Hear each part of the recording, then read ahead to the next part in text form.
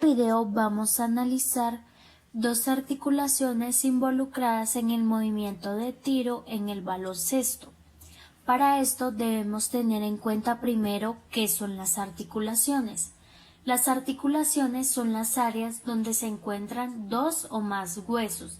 La mayoría de las articulaciones son móviles y permiten que los huesos se muevan. Las articulaciones se mueven en direcciones diferentes. A través de los ejes y planos de movimiento podemos estudiar y clasificar mejor los movimientos que pueden realizar cada una de las diferentes articulaciones que el cuerpo humano posee. Tenemos los planos. Tenemos el plano sagital que divide el cuerpo en mitad derecha y mitad izquierda. El frontal divide el cuerpo en mitad anterior y mitad posterior. El transversal divide el cuerpo en parte superior e inferior. Y en los ejes tenemos el antero-posterior. Se dirige de adelante hacia atrás y es perpendicular al plano frontal. Vertical o longitudinal se dirige de arriba hacia abajo y es perpendicular al plano horizontal. Y transversal que se dirige de lado a lado y es perpendicular al plano sagital. La osteocinemática es la relación del movimiento de los huesos en torno a un eje articular y la artrocinemática es la relación del movimiento entre las superficies articulares. Ahora vamos a analizar la articulación húmero-cubital. Según Capagni, el codo es la articulación intermedia del miembro superior. Al realizar la unión mecánica entre el primer segmento, el brazo, y el segundo, antebrazo, le posibilita desplazar más o menos lejos del cuerpo su extremidad activa, la mano. Esta articulación presenta como superficie proximal la tróclea humeral, que es la parte convexa, y como superficie distal está la cavidad sigmoidea del cúbito, que es la parte cóncava. La clasificación de esta articulación según su forma es sencilla. Es una articulación sinovial, ya que posee cápsula articular propia, y es simple, ya que solo está constituida por dos superficies articulares, que son el húmero y el cúbito. Analizaremos el desplazamiento de los cuerpos de los huesos involucrados en esta articulación, considerando su ubicación en el espacio mediante planos y ejes. A esto corresponde la osteocinemática. La flexión y extensión, estos movimientos se dan en el plano sagital y el eje transversal. La flexión genera un movimiento con dirección anterior del cúbito. Por el contrario, en la extensión se realiza un movimiento del cúbito en dirección posterior. En la artrocinemática, el tipo de movimiento es el movimiento de deslizamiento. Se realiza ya que la misma superficie del cúbito se desliza sobre diferentes puntos del húmero. La miocinemática tenemos en la flexión tres principales músculos involucrados, que son el braquial, que tiene origen en la mitad distal de la cara anterior del húmero y se inserta en la apófisis coronoide y tuberosidad del cúbito. Está inervado por el nervio músculo cutáneo y el radial, y a su vez irrigado por la arteria recurrente radial. Es un músculo monoarticular, es exclusivamente flexor del codo y uno de los pocos músculos del cuerpo que realizan una única función. El músculo braquiorradial se origina en los 2/3 proximales de la cresta supracondilia lateral del húmero y se inserta en la cara lateral del extremo distal del radio. Está inervado por el nervio radial y está irrigado por la arteria recurrente radial. Su función principal es la flexión del codo. El músculo bíceps braquial. Su cabeza larga se origina en el tubérculo supraglenoideo de la escápula y la cabeza corta en el vértice de la apófisis coracoide de la escápula y se va a insertar en la tuberosidad del radio a través de la aponeurosis bicipital.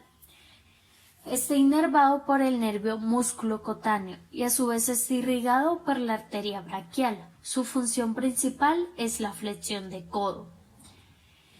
El principal músculo involucrado en la extensión es el tríceps braquial. Este músculo consta de 3 cabezas. La cabeza larga se origina en el tubérculo infraglenoideo de la escápula.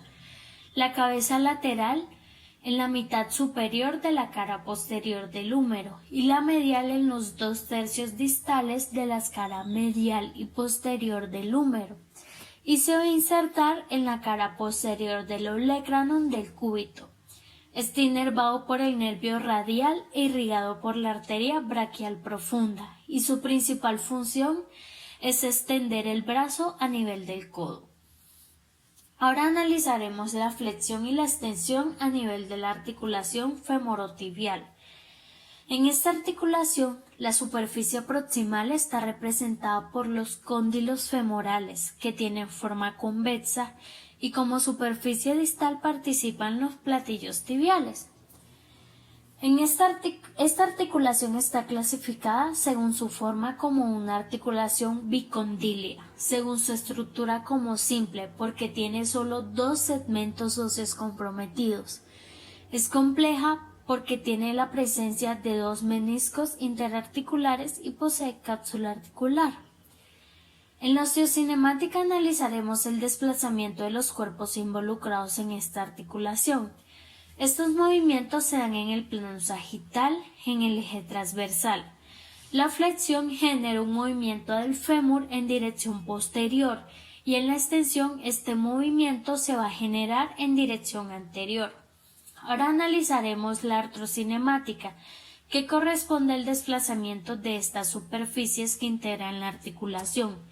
El tipo de movimiento es el de deslizamiento, y en la flexión la superficie convexa, que corresponde a los cóndilos del fémur, se deslizan en dirección anterior, y en la extensión estos mismos cóndilos se van a deslizar en dirección posterior. En la miocinemática de esta articulación integra varios músculos. En la flexión tenemos al cuádriceps, que tiene el recto femoral, vasto intermedio, vasto lateral y vasto medial. El recto femoral tiene su origen en la espina ilíaca anteroinferior y porción superior del acetábulo del ilio. El vasto intermedio se origina en la cara anterior y lateral del cuerpo del fémur. El vasto lateral se origina en el trocánter mayor y en el labio lateral de la línea áspera del fémur, y el vasto medial se origina en la línea intertrocántea, labio medial de la línea áspera del fémur. Todos estos músculos tienen su inserción en la base de la rótula y tuberosidad de la tibia por medio del ligamento rotuliano.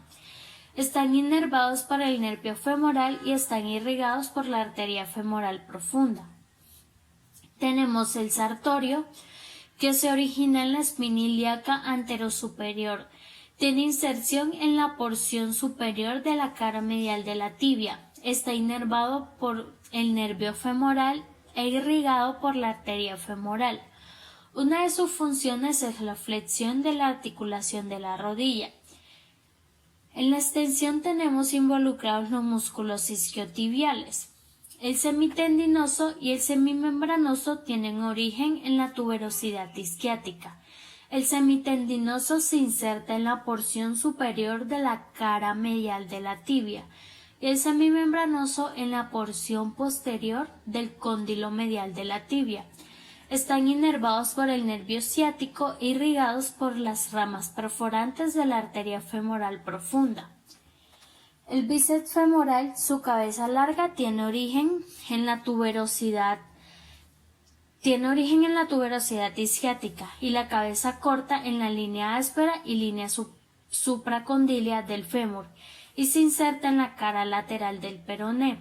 Está inervado por el nervio ciático e irrigado por las ramas perforantes de la arteria femoral profunda.